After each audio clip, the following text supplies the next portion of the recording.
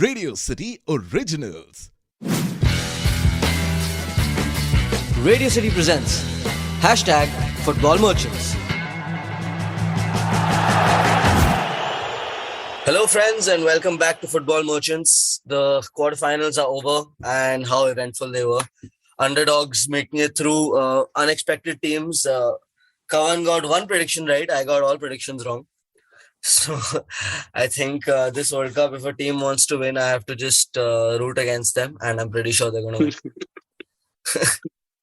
win. Man, but so unexpected, man. Like ऐसा लगा नहीं. सबसे पहली बात तो I don't like Portugal, man. We are better so without sad. Ronaldo. One game they fucking won, and they think they're better without Ronaldo. God damn. I'm one of those guys, man. But I was so disappointed, and they took it lightly. And Yeah. I said, I mean, I got the prediction wrong, but I said that Morocco coming into this will have a lot of heart, thinking that nothing is impossible at this point. Yeah. And they it's not like they played bad or something. They were super good. So Yeah. They were very good. I mean, they were the rock solid defense. They had enough chances also on goal. Amrabat is on fire and he's definitely going to get picked up by some big club I don't know if it's this winter, but this summer. Again, he has to keep up the form. That's one of the,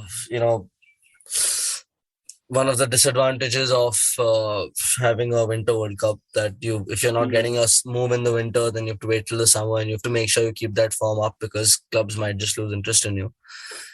And talking about Portugal, I definitely was not on board with Ronaldo not starting that Switzerland game or after that, because see, Ronaldo is a 37-year-old player.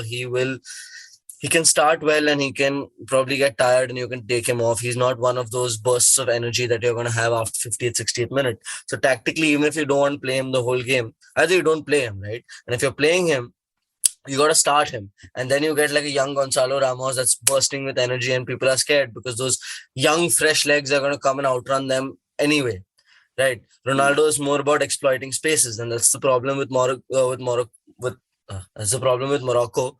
Because they were holding those spaces very tightly and Ronaldo can exploit those. So as much as people can criticize him, he did finish last season with 18 goals, and you don't become a bad player from someone who's third top scorer in the Premier League at the age of 37. So I just think he was badly thought of by Fernando Santos, and anyway, never been a good coach. Portugal fans always wanted him out, and that's pretty obvious because even that Euro 2016 win was quite very lucky. Scrappy. Yeah, scrappy. Lucky. Yeah.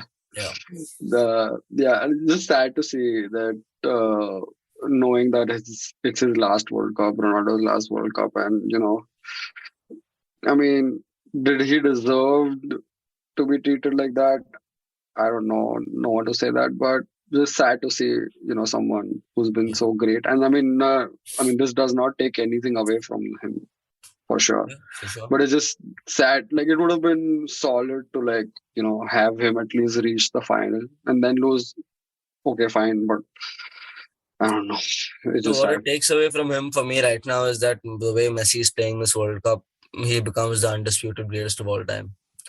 And as sad as it is, that's the truth. And I can't turn a blind eye to the obvious now because Ronaldo has been on a self-sabotage since 2018. And I guess Messi has taken advantage of that. He's taken advantage of that club-wise and in the World Cup. So he's also younger. I mean, whatever, 1-2 years. But he's still got more achievements, right? Even being younger. So facts are facts. Can't do anything about it. Ronaldo has self-sabotaged. And oh yeah, definitely. Like all his games in the media and all, like he's getting attention for the wrong things. Yeah, he's scoring goals since a while. When you've been noticing the whole the way, I mean, I would definitely attribute this to Perez also and how ruthless Perez is. But the way the Real Madrid exit was handled, the fact that he went to Juventus, Juventus were a good team at that time. He should not have left Juventus for Manchester United. One little slip, he could have got Juventus back the title. He won top scorer before that. But you know what? We have always dominated our conversation with Ronaldo. Let's get back to the World Cup. Mm, And move on because I guess as tough as it is, we have to move on. yes, So another person it was probably his last World Cup, as he said before, is Neymar, man. and another big upset. And Croatia in international tournaments. Wow. Respect, respect. And like you see what the team that you had in 2018, the team that played the final, it had like a lot of XP. Like it had players who had never reached that stage for the it was the first time reaching that stage. You had like players like Rakitic, Modric, Perisic, and like you had a lot, and that most of that core is still there in Right. Croatia. But what the manager has done has bought in, like he's called up young players as well. So you mix that hunger of the young players, and then you get that strong core who has already made it to the finals. Yep. A lot of people did not, including me, did not even consider them, Yep. but they've been playing well. And it's like this mixture of the core and the young players, which is like, getting them through. And like, yeah, Brazil, so underwhelming. I mean, Yep. overconfident. I think that is the best word that describes that Brazil team. Overconfident. Yeah, and Fred pulled a Fred again. Gave a nice gift. And I know people are like, okay, this match is over. We were making plans to go from one place to another, and like everything is done. Neymar has scored that goal, and one of our friends was standing outside to pick us up from the little door, and he was just waiting, like, come out, come out, and we're like, dude, just come in. It's gone to penalties, and we're in a shock, because we were ready to leave and the game is done. Yeah. And this one friend of mine, one coworker of mine, he's he's like a big Brazil fan. Hmm. So he was quite sad about it. He didn't come out with us afterwards, and the night he went home. Wow. So yeah, uh, quite intense, quite intense. Yeah. Uh, Yeah. Upsets. I mean, I don't know if Netherlands could be an upset, but Netherlands did a very good job.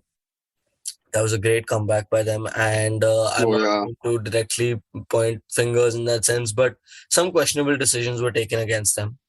Uh, Throughout the World Cup, I feel.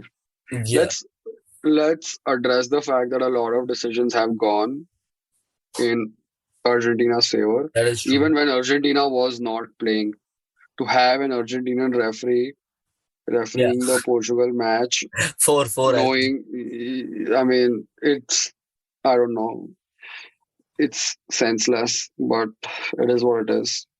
I mean, they're just inviting controversy at this point, whether or not how much impact it had on the game and everything.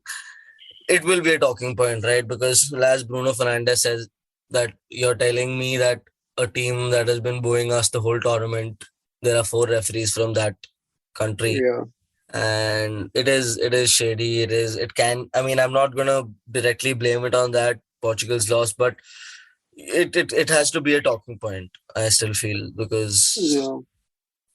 And like this World Cup is like, it's the epitome of I don't give a shit from the organizers. Like, yeah, even that, I don't know if you read like that one US reporter who wanted to wear like an LGBTQ, t-shirt, and the next thing 2 days after that he's dead. yeah, And like apparently he drowned or some heart attack, but he never had any. Like it's shady all over, yeah. and these guys just don't give a damn about it. It's like हम करेंगे जो करना है, तुम उखाड़ो उखाड़ सकते हो, तो we're doing what we're doing. Yeah, true. But coming back to Netherlands, yeah. Great job by Netherlands. A good fight they put up. Messi seemed very pissed.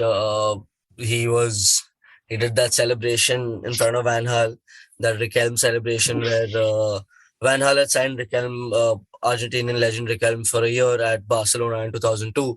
And later, after he was signed, he tried to play him out of position and then said stuff like he was a political signing, never my signing, and had to sell him off in a year. So Messi after scoring, I feel he did that celebration because Raquel used to do that pretty much a dig at Van Gaal, and I think he was mouthing some words to Van Gaal also because he was Van Gaal said before the game something about when you attack Argentina, Messi is not defending, so it's 10 versus 11.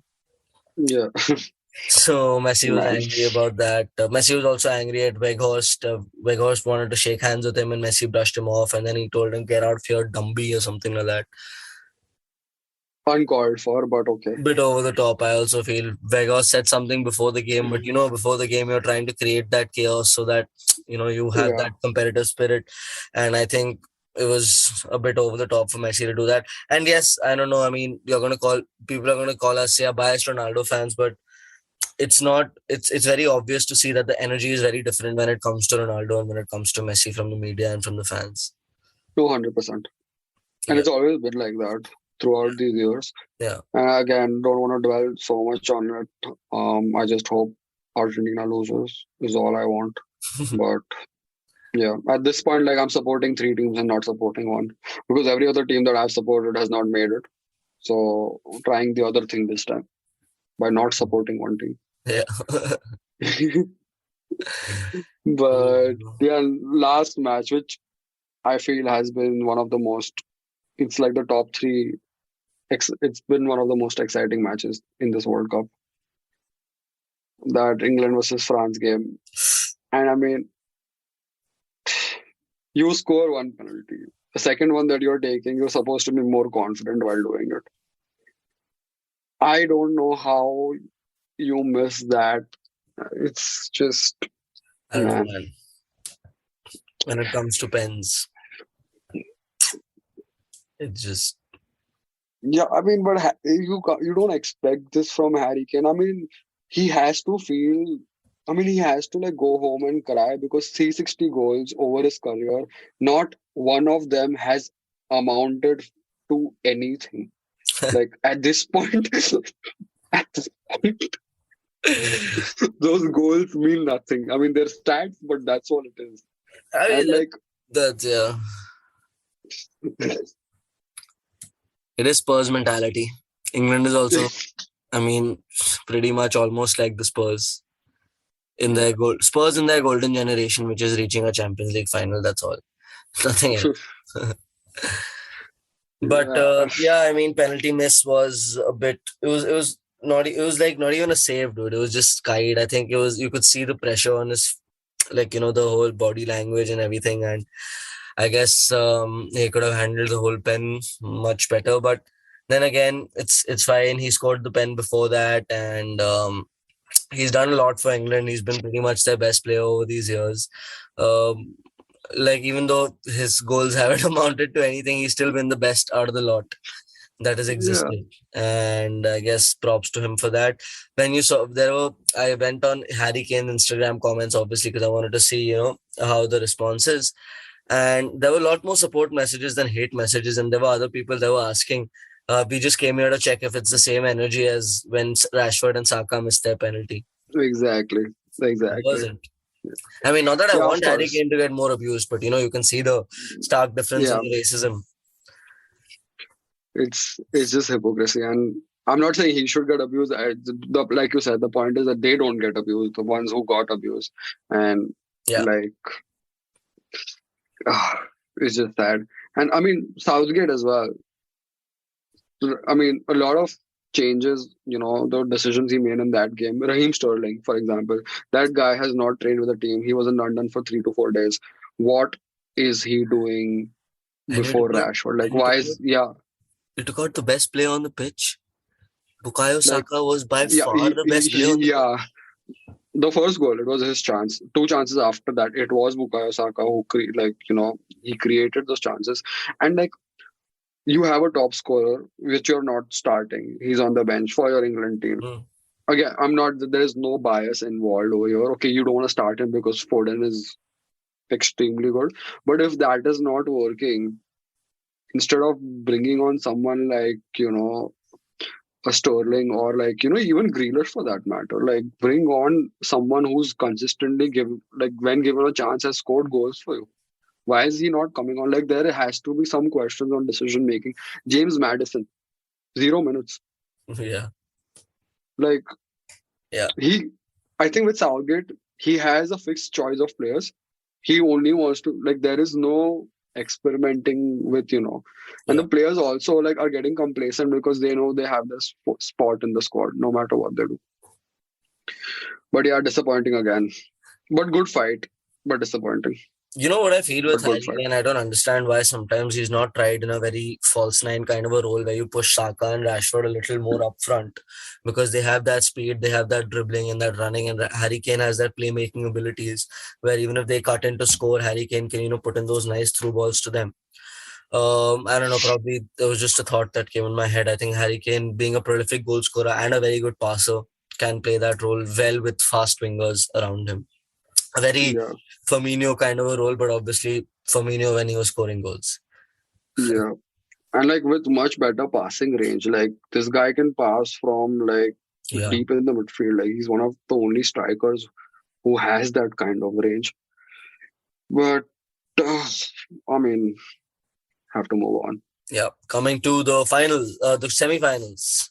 Yes. Argentina versus Croatia. I'm going to put my money on Argentina because of the way the whole tournament is going. It is just, I don't know whether I want them to win or not. Sometimes, it just feels that I do feel that it has been a little more favored towards Argentina's side, but sometimes I feel like at least let one of the players have a happy, perfect ending, Yeah. out of the two.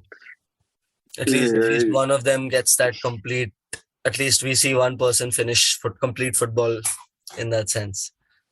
But then in that sense, yeah, I would not really like the response. It automatically translates into disrespect for Ronaldo. Yeah. And also, I personally do not think Kylian Mbappe should get another World Cup so soon, Yeah. because He's his attitude has not been very good. I've not really enjoyed what he's done since deciding to stay at PSG. yeah, next thing you know, he's running for president in France. Like he thinks at this point he's unstoppable, which he is. Yes. Let's establish that. But I mean, to achieve so much at such a young age is phenomenal. I mean, I want anyone except Argentina to win it. But again, when it comes to Croatia and Argentina, I think again Argentina will probably squeeze in like a 2-1 win. And I hope I'm wrong. Like this is the first time and the only time I will be saying this, but I hope I'm wrong. No.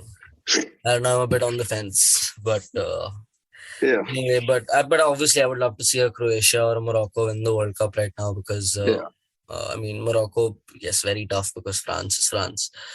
Croatia is still a little more experienced, a better squad on paper, and they've been to the final once before.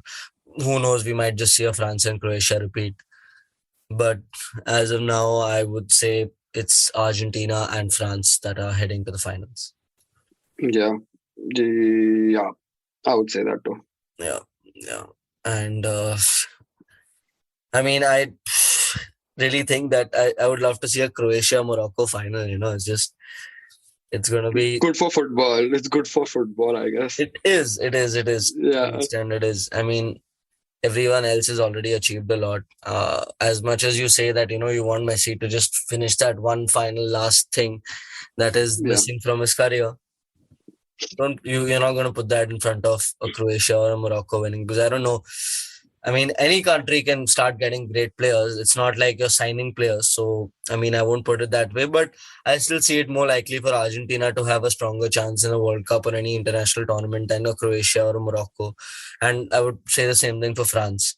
Like, they will get their chances again for something like a Croatia, Morocco. It might be tougher, even though Croatia has proven that wrong in the past two tournaments. But then how yeah, long will that go on till, right? yeah. No, I agree. Like you said, seems very much like a France versus Argentina, but just gotta wait and watch. This World Cup has been full of surprises. Yep. No matter how shady it has been one of the most exciting World Cups. It has been. I just really wished. I don't know, but it's just left a bad taste in my mouth. The way the controversies have been going on in terms of that journalist, the One Love armband, the last minute, okay, you know what, fuck you, you're not getting alcohol. To the fans that are just coming in watching the whole premarital sex rule and all that. I mean, I'm sure, yeah, no one's gonna come into your room and check, but it's just there's too much unnecessary chaos that is going on, and the referees have been shady, which is not just I'm not even talking about just Argentina's side, but even the England France game, there were some really questionable decisions. I don't know if you've checked. Some England fans went on Wikipedia and changed that referee's bio. He was sent home. He was sent home. No, it was not him. But one of the referees that managed the semi-final was sent home. I don't know his name, but he was sent home. God damn. Like, I mean, yeah, there's not a lot of matches to referee anymore, but someone was sent home. Are you serious? That's what I read. Oh, dude, this is.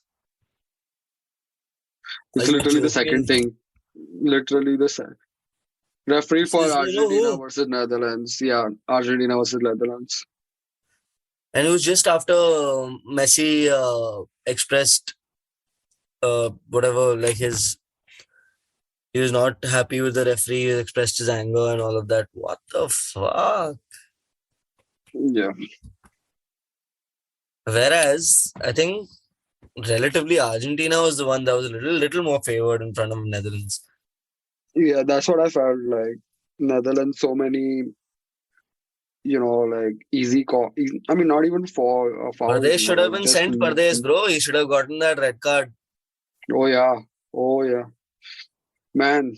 So, I mean, this is just something that adds to the whole conspiracy with the whole Messi favoring. Yeah. So, I mean, no doubt he's been phenomenal, but the point is that there is an extra push that has been there so that you can see. 100%. 100%. Yeah. Chalo, I guess we're gonna watch the game tonight. It's tomorrow morning for you, right? Yeah, afternoon 1 p.m. Afternoon 1 p.m. Okay, I guess with that we can call this. I guess with that we can call this, and we're gonna wait for the semi-final. I would say very excited before this, but honestly, my excitement has gone down a lot after Portugal's exit and after getting all 4 predictions wrong.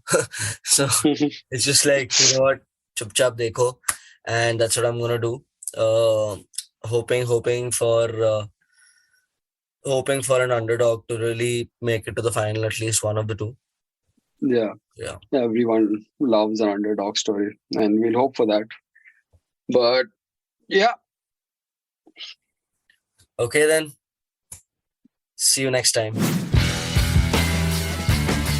Radio City presents #FootballMerchants.